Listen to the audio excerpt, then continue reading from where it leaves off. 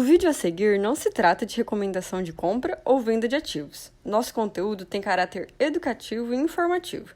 Queremos fomentar o debate sobre investimentos e aumentar o número de investidores no Brasil. Agora, o ponto-chave aí, Lô, que as pessoas sempre me perguntam é assim, o quanto vale a pena abrir, qual que é a conta que você faz, assim, quanto que eu estou disposto de abrir mão do valor por ter dividendo no curto prazo, né? Como é que funciona essa conta na tua cabeça? Ou até mesmo quando você vai gerir aí o portfólio, escolher as ações, você diferencia assim, olha, eu vou ter uma carteira pelo menos metade de dividendo já, um valor de dividendo maior, e essa aqui eu acho que vai pagar dividendo no futuro. É meio que como se fosse assim, você tem uma vaca leiteira e você tem uma bezerra, né? Que é uma bezerra que vai gerar muito caixa lá na frente.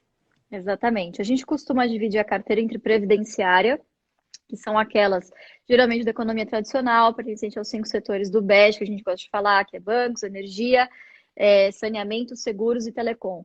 São empresas que, historicamente, e que têm características de perenidade, você tem uma certa previsibilidade na geração de fluxo de caixa e você consegue, ao mesmo tempo, distribuir, remunerar os acionistas e ainda sobra para fazer os investimentos necessários. Enfim, não são empresas que provavelmente vão dar grandes porradas, né?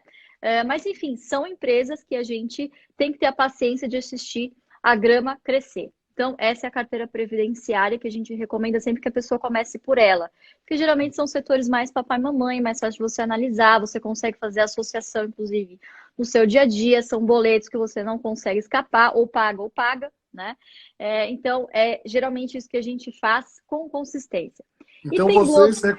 Então vocês recomendam para quem está começando a investir, começar por uma carteira de investimentos voltadas para dividendos, mais previdenciárias. É isso, Sem né? Para quem dúvida, quer começar. é muito mais simples de você fazer isso com consistência, Tá. né? Segundo, são empresas que geralmente, claro, tirado o efeito de uma pandemia, enfim, alguma coisa, um risco sistêmico, mas são empresas que geralmente são mais defensivas, né? Então, se você está começando, se é a sua primeira experiência com renda variável, né? Uhum. Pode valer a pena, sim, começar por uma abordagem um pouco mais conservadora. É uma abordagem super conservadora, na minha opinião. Quanto maior o horizonte você estiver visionando, menor vai ser o seu risco, né? Obviamente, você precisa conhecer profundamente, exige um estudo, existe uma curva de aprendizagem que você vai ter que ultrapassar, tem que ter o interesse, tem que ser a sua prioridade. Então, enfim, são alguns sacrifícios que têm que ser feitos, mas que vão valer a pena, tá? Do outro lado, a gente tem a carteira de oportunidade, que costuma ser super concentrada, porque oportunidades, como o nome sugere, não são coisas que aparecem todos os dias, né? Eu acho que um dos grandes erros das pessoas geralmente, a grande oportunidade do momento foi a mesma do mês passado. As pessoas não têm essa paciência de, poxa, fazer uma certa quantidade de ações. Elas preferem comprar poucas ações de várias empresas. Isso geralmente é sintoma de quem não sabe muito bem o que está fazendo, diversificar por diversificar, né? A diversificação, ela tem que acontecer, mas ela tem que acontecer de maneira natural na sua carteira, na minha opinião, né? Então, essa carteira de oportunidades são algumas coisas que a gente olha.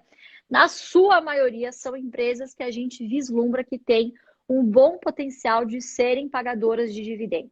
Então, o dividendo nas duas carteiras, ele acaba sendo o enfoque central. Só que essas empresas de oportunidade, claro, aqui você tem também o maior potencial de geração de valor, de multiplicação de patrimônio, né? Mas você tem, obviamente, um risco maior. Tem muita chance de não dar certo. Pode ser que essa empresa, assim, gere valor, só que ela não venha a ser uma boa pagadora de dividendos. E aí a gente decida vender e trocar por alguma outra coisa, né? Então, são essas duas diferenciações que a gente acaba fazendo aqui no portfólio Barsi. Tem um monte de gente aqui comentando que segue a filosofia barciana, que você falou várias frases barcianas.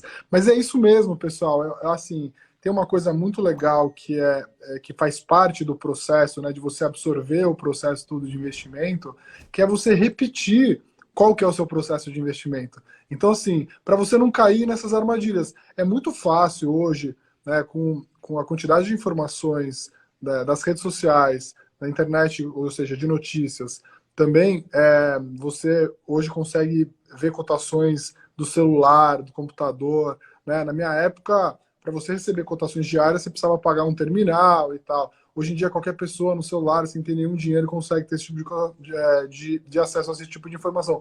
É muito fácil as pessoas ficarem vidradas na emoção do mercado, nas oscilações, nos ruídos, e perderem a mão da estratégia principal, né? Então, assim, é muito legal a Luiz falando assim, essa aqui é a nossa filosofia, essa é a nossa estratégia, mas isso é uma coisa que você tem que condicionar a cabeça.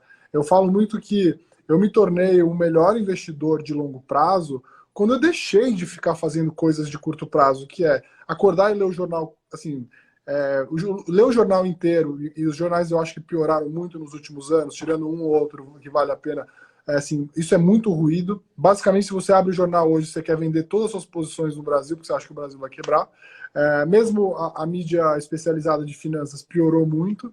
E se você ficar olhando a cotação todo santo dia no seu celular, 2 ou 3 vezes, ou até mais, ou ficar com o computador aberto o dia inteiro, se você tem pouca experiência, você vai gerar ansiedade, você vai gerar o que você está falando aí de ficar tentando achar qual que é a grande tacada do momento. Eu imagino que assim como eu, você já deve ter feito algum investimento no passado, talvez não, porque teu pai está sempre aí pertinho de você, mas algum investimento que você depois olhou para trás e falou assim, olha, eu falhei porque eu não consegui arriscar meu processo de investimento, né?